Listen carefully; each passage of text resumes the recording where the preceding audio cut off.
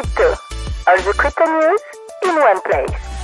Everyone talks about strategy potentially selling BTC, but almost everyone forgets about the Bitcoin mining companies.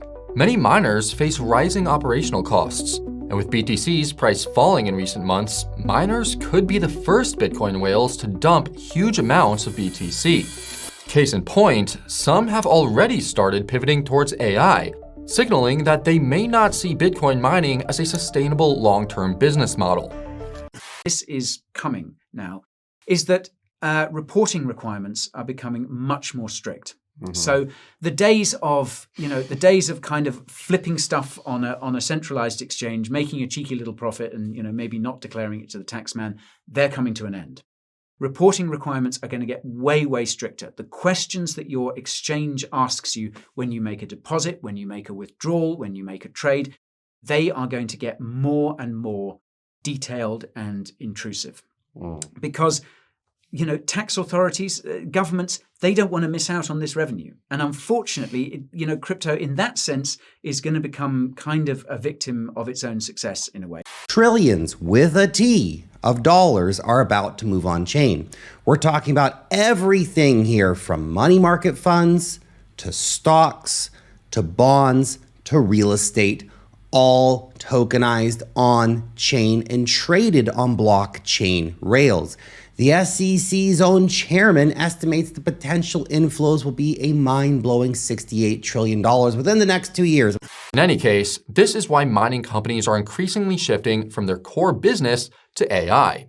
For every kilowatt hour of energy, AI data processing can generate 2 to 5x more revenue than Bitcoin mining. On top of that, demand for AI far outpaces that for Bitcoin, since tech giants are racing to build the most advanced and most lucrative AI systems for their users. And now you have an SEC chair who is actively pushing for crypto. So the setup to me seems really strong, not only from a macro point of view, but a fundamental point of view. Yeah, 100%. I agree. I think, the adoption cycle is still kind of midway through in terms of institutional adoption and global adoption. And from all of the things you just pointed out, one common theme across all of them is actually tokenization, right? Market structure bill.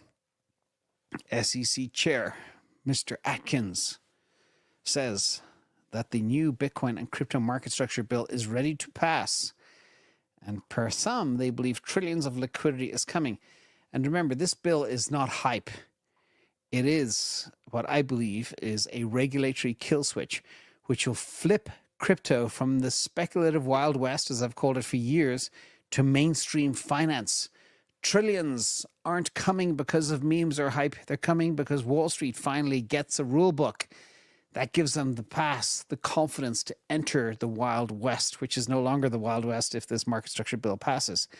And many believe if it does pass, Bitcoin will test 150,000 and altcoins will follow. Stay tuned. Most of the banks are now saying that you can use Bitcoin as collateral to borrow against. A bank does not allow you to borrow against some form of collateral that they think is going to go down in value. You've got BNY Mellon, you've got Chase, you've got JP Morgan, all of these different banks allowing you now to borrow against Bitcoin. The Kalshi Phantom Wallet launches prediction markets with Kalshi. So now you'll be able to trade from your phone, wallet, or whatever, prediction markets using any Solana token, from Sol to USD to Cash, Fartcoin, whatever you want to do. You're going to be able to use anything on the Solana blockchain to bet on stuff. Now, if we look at the massive insider whale, you can see that he has almost more than $500 million actually worth of a long position for Ethereum, $90 million for Bitcoin, $33 million for Solana. So he's building this slowly but surely here. So that's very good to see. And from all of the things you just pointed out, one common theme across all of them is actually tokenization, right? And so when I see all of this, one of the first questions that pops into my mind is, how do I get long tokenization in particular? Definitely. And what have you concluded? Yeah, well, I'm always kind of actively looking into it, but on the equity side, I am actually favoring two plays currently that kind of tie into the theme of tokenization. One of them directly, one more indirectly. So the indirect one is Galaxy Digital. I think that overall they're very well positioned to capitalize as a leader in the trend of tokenization. The OCC, and stay with me here, this is a boring topic, stay with me here. OCC announces conditional approvals for 5 national trust bank charter applications. Now, who did they select? Ripple, Circle, BitGo, which I love BitGo. BitGo is one of my favorite custodians. They're actually one of the best custodians. It's literally who everyone uses. Love BitGo. Digital Assets and Paxos. In a few days here, in 6 days to be exact, the Bank of Japan is going to be hiking the interest rates. And there's been a lot of fear about the Japanese carry trade here. But basically, the expectation is that the Bank of Japan is going to even increase interest rates further and further on here. And it is just very important to pay attention towards it and to see what the Bank of Japan is going to do. That in mind, the signal that we are looking for from this index is a clean breakout to the upside. And this is exactly what might be happening right now. Now, after dipping hard in mid-November, the Russell 2000 has put in a very strong V-shaped recovery. It's now just above previous all-time highs from 2021 and the end of 2024, having twice broken above resistance. I just think that when I buy Bitcoin now, that it should be for 10 years. And I should be ready to hold it for 10 years. And not ready to cash in next year or the year before, and I should feel no emotions of whatever I see right now. And if it makes you feel better, every single time we look at the Bitcoin bottom, for example, the Bitcoin bottom of 2022 was 15K. The Bitcoin bottom of 2019 was 3K. The Bitcoin bottom of 2015 was $162. There's a pattern, isn't there? Every single macro low is higher than the previous one.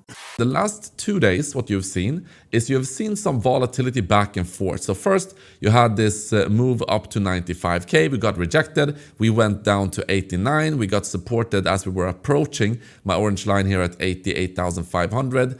And then we saw a bounce. And now we're seeing another red candle and some sideways action. So overall, if you zoom out here, for the last 2 weeks, really, we have just been going sideways. I've been looking at the Bitcoin longs for quite a while right now on Bitfinex. They are trading at that high. Historically, this means that the bottom is historically in here.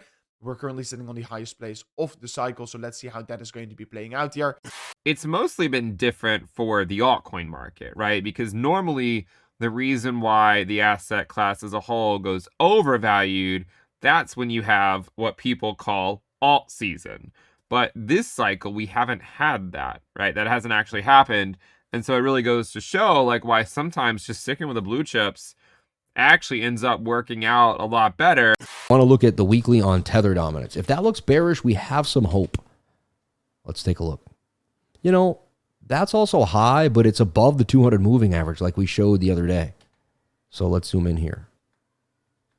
Yeah, that looks bullish, right? So if Tether dominance is going to have a bullish week, and so does Bitcoin dominance, usually tells me altcoins are going to have a massive dump.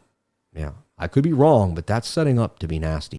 Altcoins have been in a 1-year bear market already. The only people still holding them are crazy MFers who are not going to sell, right? If you're down this much, you're probably just holding to see what happens. And that's what a lot of people do. That's how bottoms are formed, is people just don't want to sell anymore because they don't think it's worth it. So, did you enjoy the zap? Let me know in the comments.